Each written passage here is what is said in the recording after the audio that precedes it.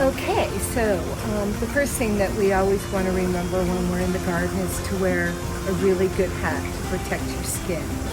So, how I started my garden witch. I had to rip out the tomatoes. They were done. They didn't do so well over here, but the other ones are growing quite nicely. So, yeah, I mean, you can find these really cheap anywhere. I have a stack of them in my garden that don't get used very often. So, because I do like making my own out of wood and twigs. So what I did was I put it upside down, and you just want to scrunch the top together like this, and this is going to create the hat. Now, here's a very large one. I mean, this would be fabulous to make a huge one. So this could be a future prospect. So what you want to start with are, I hope you have a Trader Joe's near you. These are the cinnamon brooms. I get a couple of these every year during the season. They smell really wonderful. They make the house smell great. And then I just store them. I have a collection of brooms. It started with my ancestral broom, which was my great-grandmother's broom. So that's still in the family, and that's the magic broom. So I start with this. This is the cinnamon brooms from Trader Joe's. They're like $5. And I have a couple of these, like I said, just kind of laying around on the front porch. So this is what you start with. And then after that, you know, I just collected a bunch of stuff from the garden. I have my own compost, and this stuff is just kind of lying around. I do crop and drop in my garden, which works really well. So, you know, you can just kind of pull something out, and then it becomes an interesting part of, you know, your witch. I mean, look at this great root. I mean, this is just, could be fabulous. So this is where I started, and, you know, just foraging a lot of dead things, and I have quite the nice pile. Or if you don't want to do a garden witch, you know, you could always do a garden fairy. So let's get started.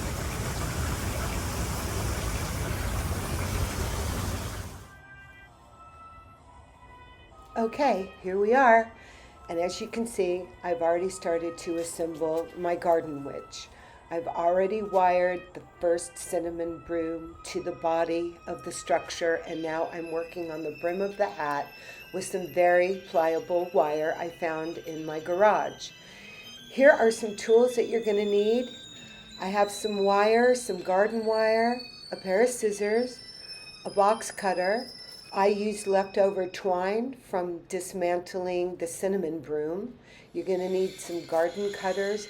And I used this matte finish after I was done assembling my garden witch because I want to keep her fresh and sealed so that she lasts through the seasons.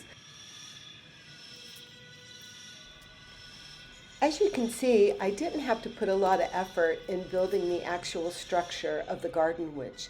The only thing I had to assemble and create was the brim of her hat, which I used with a very pliable wire that I found in my garage. Let's take a closer look at the witch's hat. As you can see, I used portions of the cinnamon stick broom for the top of her hat, and that was very easy to assemble. I just tied it in a bow with the leftover twine. You can see the wire at the bottom, and I just added some grass from the garden.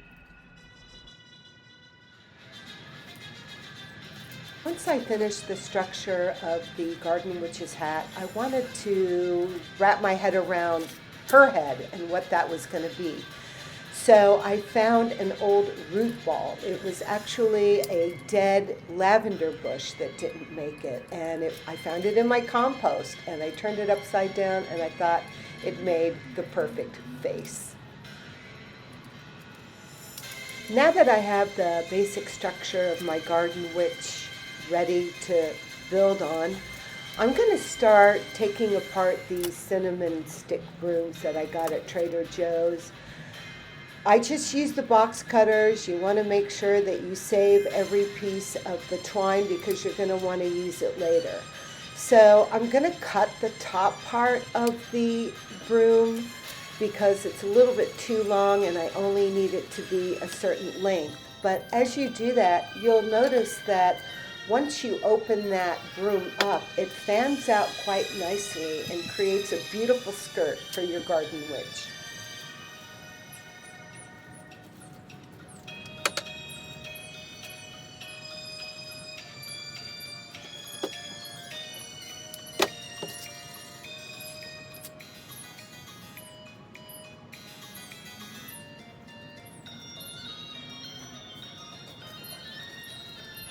Now that I have the cinnamon broom dismantled, I'm ready to attach it to the structure. So all I'm going to do is take some garden wire that I use to tie up my tomatoes with. It's very thin, it's easy to use, and I am attaching it to the structure, and I'm cutting away any pieces of the cinnamon broom that I'm going to be using for the hat and any other part of the structure as I move forward.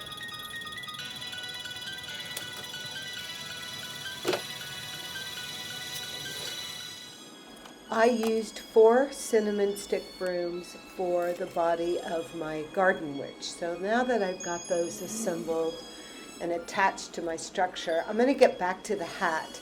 And as you can see, it's just really simple to build the structure of the hat. I just used the twine and a couple of leftover pieces, and then I started decorating it with my cornflowers.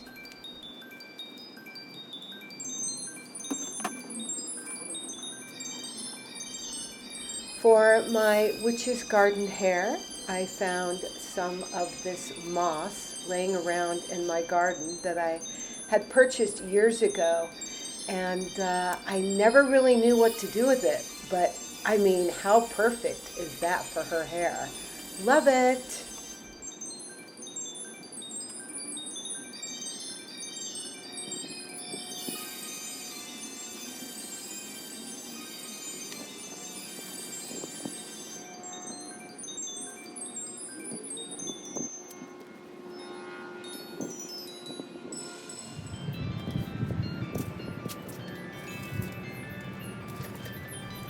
I was really surprised and pleased how easy the moss was to work with. It just seemed to stick to any structure that I applied it to. However, I did use a little bit of wiring here and there just to keep it secure.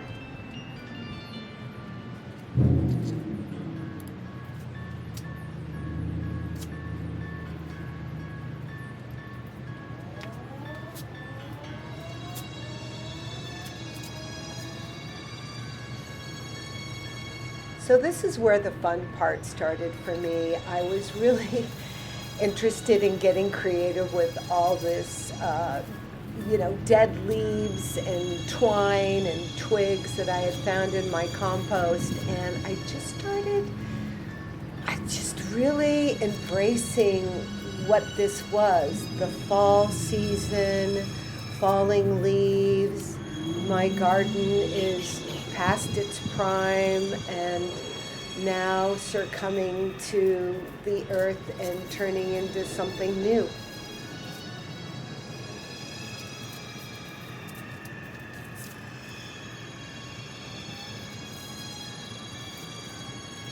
Interestingly enough, the most important part of the structure that really created the personality of my garden witch was working with these pieces of bark that I found in my garden. And I thought, oh my goodness, this is just so perfect. So now I want to create her corset.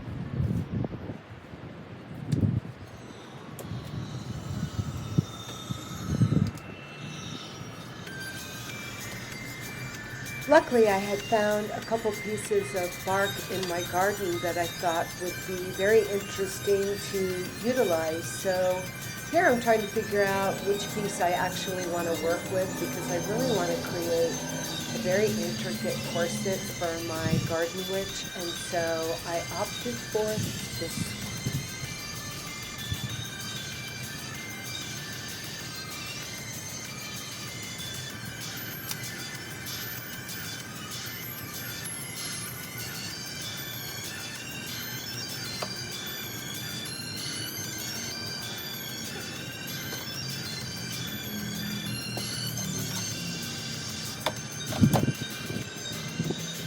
Wiring the piece of bark to my structure was super simple and easy, and then after that she just really came alive, and I saw her as an Elizabethan Shakespearean witch. So that gave me some great ideas on how to build her corset and do something very Elizabethan. So that made me excited. She was her personality was really starting to come out at this point. One of the things I would absolutely recommend to grow in your garden are cornflowers. They are fabulous, they're happy, they're joyful, and you can cut them and use them in arrangements all year long. They keep their color, and I love them so much. They bring me so much happiness and joy.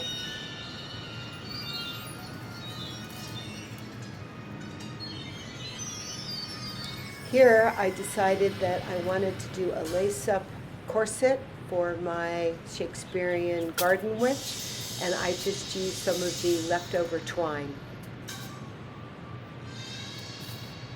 All I did here to create her lace-up corset was just glue extra pieces of the twine I had left over onto the bark.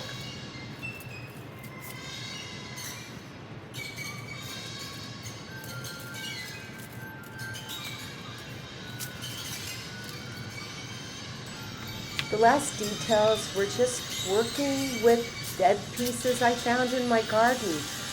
One of my favorite things to work with was the dead hydrangea flowers. Those were really fun. They gave me a lot of fluff and a lot of texture and a lot of color.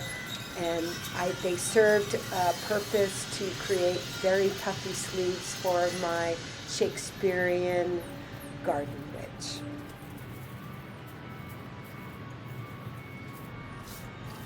As an artist, I found this process to be so interesting. Here I am working with things from my compost. Who knew? Dead flowers, dead branches, twigs, things found in my garden, things that I had foraged through the years on my hikes. It just was so intimate. I was really tapping into the seasons of Mother Nature, and in the fall, in the autumn, when things are dying and my garden has come to its full fruition, I'm working with dead things from the compost, and everything just came alive with color and texture, and I just really had this very intimate moment connecting with Mother Nature during her process of sleeping and recycling, and I just found it so rewarding. Last but not least, some finishing touches. I did find this small piece of bark that I thought worked perfect for the buckle of her hat. So yeah, that was perfect. I was happy about that. And here she is in all her glory, and I absolutely love her. I put her in my pumpkin patch, and I did end up finding these beautiful wooden buttons in my craft room, which I just ended up gluing on, and I thought that was just the perfect little finishing touch.